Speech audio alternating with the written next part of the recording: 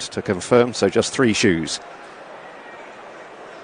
They're off. Jump away for the Grade 2 Mrs. Paddy Power.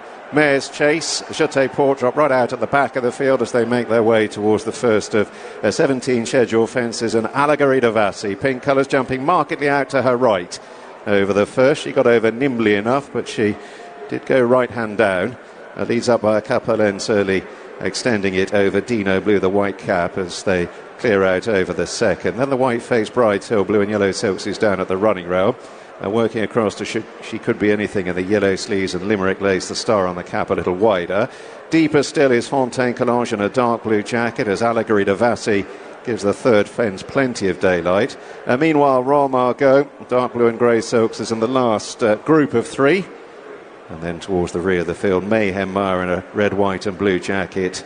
And last of all, a further 2 or 3 lengths away, Shecouldbeanything, and she would be probably about 10 lengths off the pace-setting Allegory Davassi, who brings them towards the end of the first half mile. Turns on in with an advantage of 3 lengths. Over Dinoblue, the white cap, and owner mate Limerick Lace, the star on the cap, second and third respectively. And then Bride's Hill, with Fontaine Collage out widest of all in the dark blue, followed by Shecouldbeanything and Royal Margot.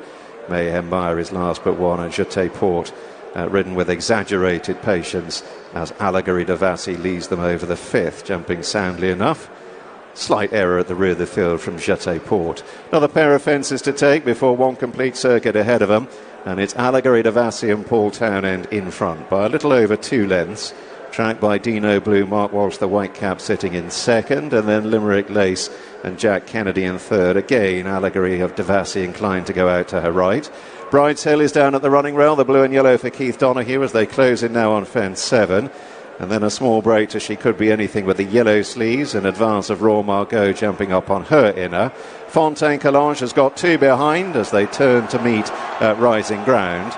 Mayhem Mare is last but one, and Shecouldbeanything at the tail. Almost single file stuff now. They're about to crest the rise and make the descent towards the 8th. Allegory Davassi with an uncontested lead, stalked by Dinoblue. Limerick Lace is racing on the far side of Bride's Hill. 2 or 3 lengths away, Shecouldbeanything ahead of Royal Margot, the dark blue and grey. And then back to Fontaine Collage in a dark blue jacket ahead of Mayhem Mare, and Shecouldbeanything remains last of all. And again, Allegory Davassi goes out to her right.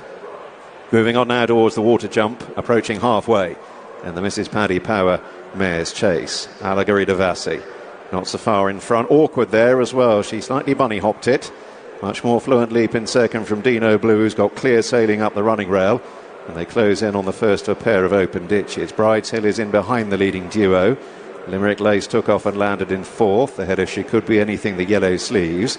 Royal Margot down at the running rail, and then Mayhem Mare and Fontaine Collage, and last of all is Shecouldbeanything, and they're heading now for the final mile, and there would still be 10 or maybe 12 lengths from first to last. Fontaine Collage has dropped out to the tail of the field, and there's the first to really begin to struggle. Allegory Davassi leading them towards 6 outs, out to her right, but jumping soundly enough from Dinoblue. Bride's Hill is a very close third. Limerick Lace on the outer if Shecouldbeanything, who is inching a little bit closer. 5 from home now coming up, but still a very long way out. Allegory Davassi over Dinoblue. And then Bride's Hill, Limerick Lace, Shecouldbeanything, Royal Margot. Mayhem Mare is being ridden along as they prepare to make the descent. A long gap has then developed at Shecouldbeanything and Fontaine Collage, who continue but tailed off. 4 out, Allegory Davassi. Spring-heeled, again going right, but she gave it plenty of daylight, and she continues to allow Dinoblue clear sailing up the running rail. And Mark Walsh sitting quietly on the descent. Bride's Hill in the blue and yellow is edging into it. Shecouldbeanything in 4th. Limerick Lace back to 5th. Then Royal Margot in the dark blue and grey, and over the third last they go. Allegory Davassi joined by Dinoblue, who comes there travelling very strongly, it would seem. A long run now back towards the final 2 fences. They've got 3 furlongs left to go in the Mrs. Paddy Power Mare's Chase. Allegory Davassi is now stared in the eye by Dinoblue. Bride's Hill trying to hunt down the leading pair. Back in 4th, Shecouldbeanything. Limerick Lace well beaten. Here's 2 out. Dinoblue jumps into a narrow lead from Allegory Davassi. Bride's Hill has got work to do. Dinoblue shaken up by Mark Walsh, asked to extend. Here's the last. Dinoblue over it. Allegory Davassi is down down, a tumbling fall. Brides Hill is left a remote second. She Could Be Anything back in third. Dinoblue powering on up the Cheltenham Hill. Second in the race 12 months ago. Her fourth festival. She's in the winners' enclosure. Willie Mullins, Mark Walsh, JP McManus, Dinoblue. Brides Hill in second. She Could Be Anything third. Mayhem Maya back in fourth. Allegory Devassi is up, and so too Paul Townend. Which is good news all round. But for the second consecutive race, last year's bridesmaid becomes this year's bride. First it was Cargisi, now it is Dinoblue. Dinoblue has her festival triumph. There is Allegory Devassi and Paul Townend. Down at the final fence, but both up on their feet.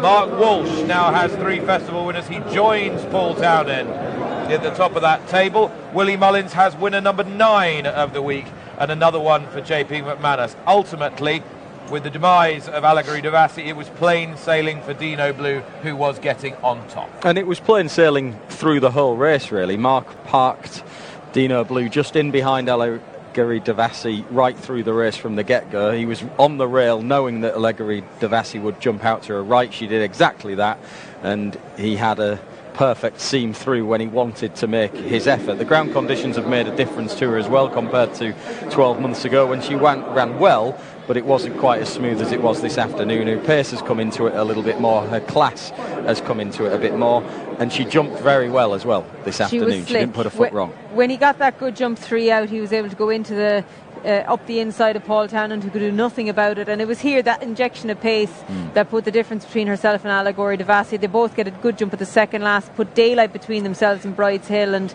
look, I just think Allegory Devassi's probably run the race of her life, despite the way she's been jumping out to her right. She's jumped well. She absolutely launched at that. She gave it her all, and unfortunately crumpled over with the momentum. I'd say her arse came a bit higher than her head. She's very honest, isn't she? I know she's got her quirks, and obviously she wants to go that way all of the time, which is frustrating in a way, but she's really honest. She's game. She's game. She was going to give the winner a good run. She wasn't going to stop, but the winner was like that. The beautiful confidence of which Mark Walsh knew. I have the inside. I don't have to go around you. I've a filly that has a turn of speed that will get me into the gap whenever I want to go. That never happens. Like Mark Walsh can say that's probably the simplest race he's going to ride all week. Oh no, wait, he wrote Factifile as well. Mark Walsh, who will be aboard, I know the way you're thinking, in the Gold Cup later, a horse in whom Gavin Cromwell has the utmost confidence. For his part, Cromwell had the eventual second here, Brides Hill, and the eventual fifth last year's winner, Limerick Lace, who has looked a shadow of her former self this season and got quite warm beforehand. It ended up being a good run from She Could Be Anything. Danny Gilligan taking over from Sam Ewing in third place.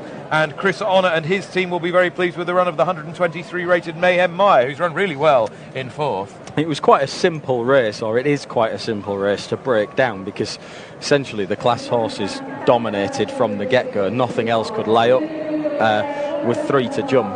It was the highest rated trio that were coming to the fourth. That Paul Townend was trying to drag the sting out of this filly to try and take the pace out of the race. Yeah, he was trying to ride Allegory Devassi to expose maybe any potential stamina limitations in Dinoblue, but it didn't work, and she had too much ability.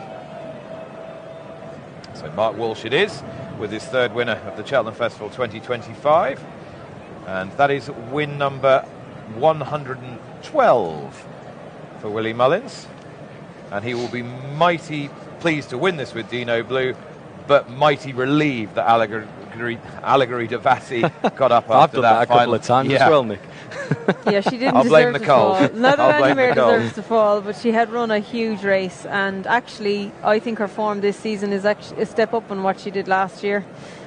Back right-handed at Punchestown, she'll take a bit of bidding. Limerick Lace, disappointing. She just seems to have lost a bit of interest. Well, a lot of interest compared to last year. She was asked 2 questions that were very, very tough, the Grand National and the Betfair Chase, and she might just be feeling the effects of that. She's a Cheltenham Festival winner, sister to I Know the Way You're Thinking. I'd say she'll have a date in the spring.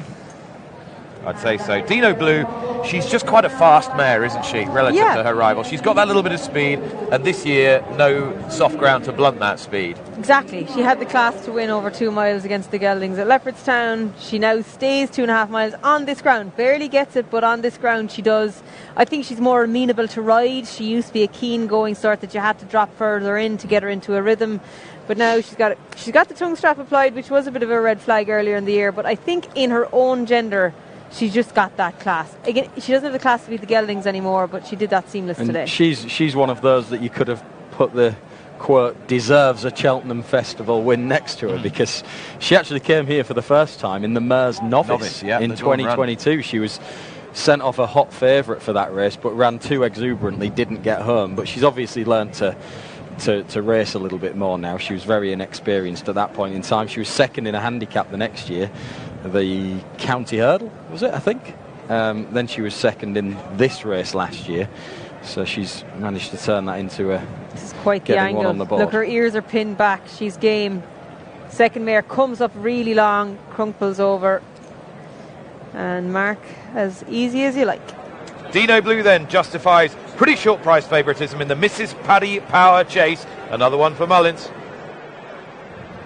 And redemption for Dinoblue. This was such a smooth success. You could just see how easily she has got on top of Allegorie de Vassy heading into the last. It was such a shame to see both of them come down, Paul and herself, but both of them up and A-OK, thankfully. Yeah, this is a lovely performance. That's the good news. It was effectively, I think, a bit of a steering job. We said before that all form, roads and conjecture pointed to Dinoblue in this race. She was a well-backed favourite and was going to win 5 lengths, I'm guessing, myself. Certainly proved that 2.5 miles is absolutely no issue for her. She jumped really well. So did the other horse, and all credit to Townend and Allegorie de Vassy. They were trying to do their best to make some sort of challenge again, but paid the price for that gallant effort and hit the deck. But we've seen them both up all right, so that's the good news. And another great but very predictable winner. Yeah, Richie just shaking the hand of Mark Walsh there. Yes, good it was sport. good. Yeah, it was good to see. And he'd be disappointed, but his mare's okay. She'll live another day. Dinoblue then for the Mrs. Paddy Power Mare's Chase. Goes one better this time. Brideshill 9-2, and she could be anything back in third at 12-1. All right, we're going to